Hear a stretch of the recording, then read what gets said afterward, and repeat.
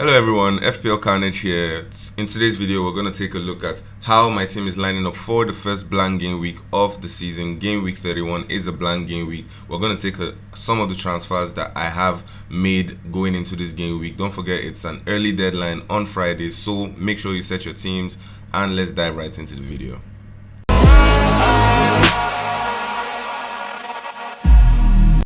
So as always, we take a look at how my team fared in game week 30 before we go right into my team selection. If you're new around here and you enjoyed this video, please leave a like, share, subscribe, and see you at the end of the video. In game week 30, my team scored a total of 51 points. I went with Sanchez in goal, who returned 3 points. Honestly, I wasn't banking on him to start the game. It was a 50-50 coin toss, like I said in my previous video.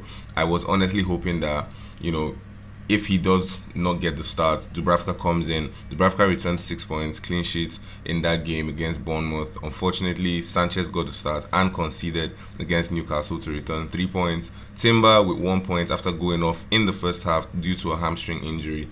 Gabriel, on the other hand, returned a clean sheet and picks up some DEFCON points to return 9 points as my second defender. Virgil van Dijk returning 2 points after a 1-1 draw against Tottenham Hotspurs, conceding another late minute goal to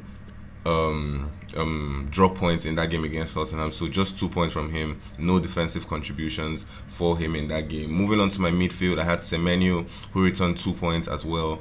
Another blank for Man City in that game against West Ham. Honestly, he didn't really have his best of games in that match, but 2 points for him. Rogers with yet another blank. I don't think he has returned for me since I brought him into my team, which has been really frustrating. Last week, the previous game against Chelsea, he got an assist, but he got ruled out because the goal was offside. So it's just been really frustrating having him. So another 2-pointer from him in that game against Manchester United. Wilson with a 3-pointer against Forest, 0-0 draw in that game. To be fair, he was just returning from injury. He got subbed off around the 60-70 minute mark, so hopefully he gets more minutes in game week 31. And Bruno Fernandes, who was my captain against Aston Villa, returning a 20-point haul for me after getting 2 assists and picking up bonus points as well in that game. Up top, I went with Ekitike, who I brought in, also returning just 1 point for me in that game after coming off the bench. I think he was rested ahead of their Champions League match against Galatasaray, so he came off the bench, returned 1 point. Thiago with the Monday fixture against Wolves, getting a goal and returning 6 points up attack. And Haaland with another blank against West Ham. Honestly, I'm glad I didn't go with the option to use my triple captain because of his record against West Ham. He returned just 2 points.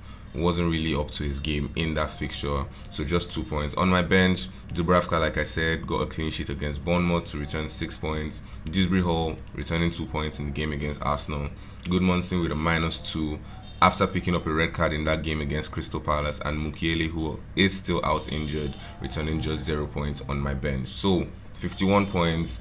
There were not much movements for my rank in this game week. Still at 1.2 for the past 3 game weeks, which is really frustrating. But let's see how things pan out moving forward, right? Going into game week 31. Now in game week 31, I am going with Sanchez again in goal, just because, right? They're out of the UCL. He has gotten the nod. I think we heard from the press conferences that Sanchez will get another start in this fixture against Everton. It's a race for European competitions at the moment. Everton are, closing the gap in that top half of the table. So I think Rosenau would look to stick with Sanchez going into this game week. So I would start him away at Everton as my goalkeeper. I have Dubravka as an option away at Fulham, but I just don't see Burnley not conceding in that game. So I'll go with Sanchez in goal. In my defense, Virgil van Dijk away at Brighton. We saw them beat Brighton in the FA Cup with a clean sheet. I'm hoping that they can, extend some of that to the Premier League this fixture. They also beat Galatasaray in the Champions League with a clean sheet. So hopefully this is a fixture they can get a clean sheet or some defensive contributions for him. We know that Brighton are a bit stubborn at home, so I'm mainly banking on defensive contributions and possibly attacking returns for Van Dijk. So he's my first defender.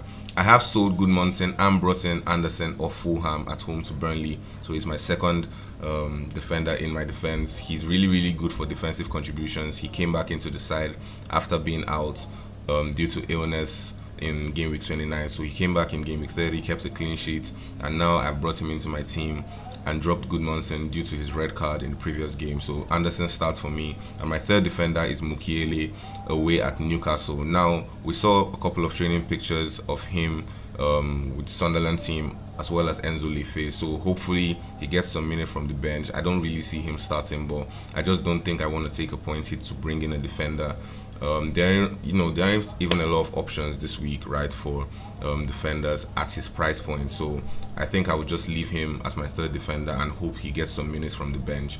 Moving on to my midfield, I have Bruno Fernandes away at Bournemouth, who currently is also my captain going into this game week. I'm not really comfortable with his away form.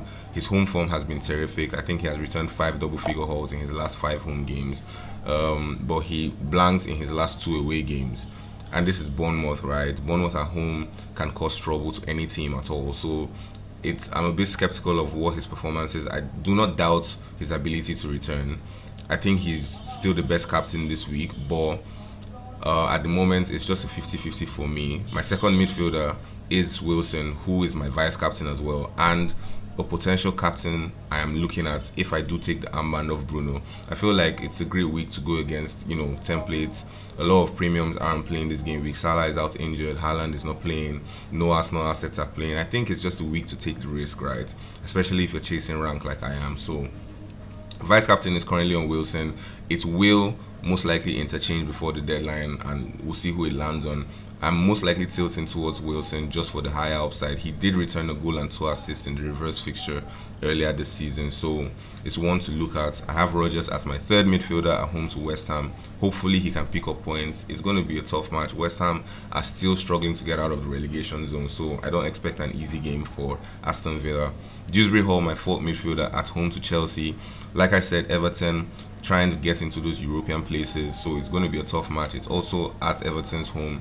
Chelsea just got knocked out. They may look to try and secure European places ahead of next season, so don't really know what to expect from that game, but counting on some of his defensive contributions. He's on set pieces, he's also nailed on 90 minutes, so a good own for me at the moment. And my fifth midfielder is Anthony Gordon, who I brought in for Semenyo at home to Sunderland.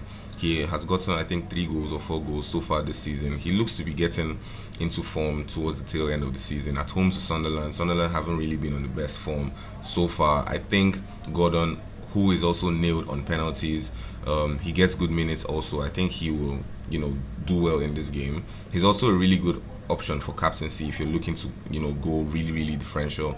I think he's a good own, so I've brought him in. I would have liked to bring in Soboslai, right? I could afford him, but I'm not just comfortable tripling up on Liverpool assets going into game week 31, right? So I decided to stick with Gordon as my fifth midfielder. And up top, I have Thiago away at Leeds and Ekitike away at Brighton. Now that the Champions League fixture has passed, I think Ekitike will start this game. Also seeing that Salah is out injured, I think Ekitike gets the nod to start this game. Hopefully he can return some double-figure hauls like we saw in game week 27, I think, when he returned 15 points. Thiago hopefully can continue his goal-scoring form.